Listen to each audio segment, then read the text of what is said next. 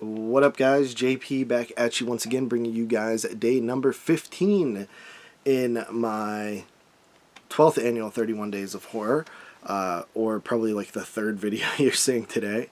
But I ran out of time, guys. I had to upload them. So, anyway, today we're doing Saw, the final chapter, or Saw 3D, or Saw 7, from the year 2010. And yeah, I remember when this one came out.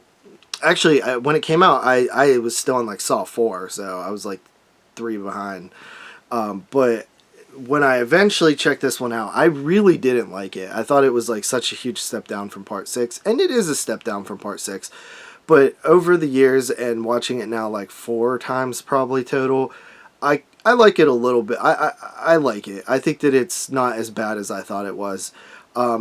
There are some problems. So the story to this one, it opens up with a public trap, if you will. It's like 2 dudes and a chick hanging above them in like a glass window display on the streets of like some city. And basically the 2 men have to kill each other to save the girl, or they can not kill each other and kill the girl. The girl is a common girlfriend of the 2, so they didn't realize that they were both dating the same girl. You can probably guess where it eventually goes, but I thought it was like kind of a cool idea. The acting's a bit rough in it, and it's like kind of on the nose, but that's your like cold open. And then after that we have this, I guess like the main dude in this one is a guy who there's like these Jigsaw survivor support group things, and he is sort of like a famous like guy who wrote a book about his experiences with a jigsaw trap, but it's all bullshit. He never actually was in a jigsaw trap. He just capitalized on it to write a book and make money and stuff like that. And Jigsaw actually confronts him in a flashback, or John Kramer does, and tells him to basically stop, but the dude doesn't. There's also a cool scene with like the support group where you see all these like survivors from past Saw films, which was really cool to sort of see everybody, familiar faces throughout the series and stuff.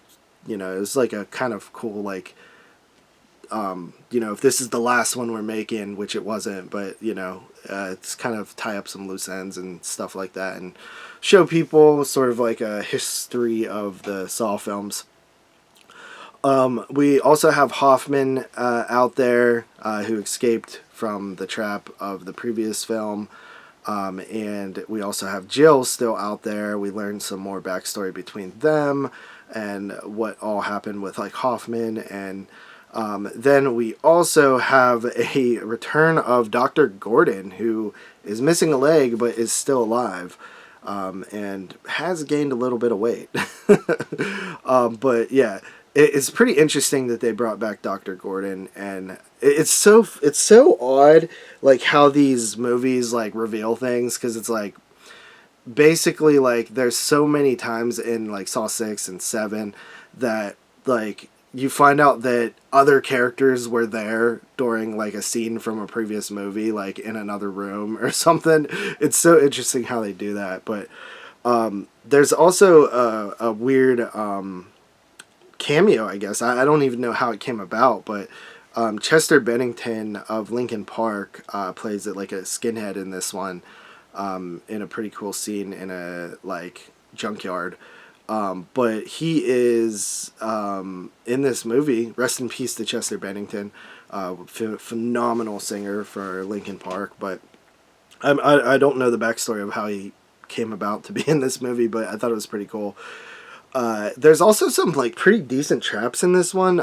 There's one that just really like bugs me, with like a fish hook down in someone's like stomach that is just awful. But essentially the character in this one is the faker of the Saw traps, and he has to go through his like gauntlet as well. There's some pretty cool scenes in here. It does like leave you like a little disappointed with like how everything like ended up. And then of course we never really got like the final finality on Hoffman, which is to this day, even after 10 movies. But they did, you know, he is finally brought back up in the last movie. So I am hopeful that we finally get some kind of resolution with Hoffman and stuff like that in the next Saw movie, which is supposed to come out like next year, Saw 11. But Saw 7, there's some like, it is a 3D movie, like it was designed that way, so there is some like obvious like stuff coming at the camera type things that doesn't really play too well in not 3D. But it's not as bad as I remembered. You know, it's come up for me a little bit. There's a nasty boiler. I forget what it's called. It's like it's the something bowl or something, but it's like a real like death method of like torture throughout like history. But it's like a metal container that's like heated up and someone's put inside there and boiled, and it's like gross. But there's something that happens in here with that, and it's always bugged me. But yeah, so for Saw 7, the final chapter, I'll probably go with 6.5. I think it's the worst Saw movie probably, or second worst, but I still find it enjoyable, and over the years I've liked it a little bit more. So that is Saw 7, the final chapter. And we'll see you with the next review. Peace.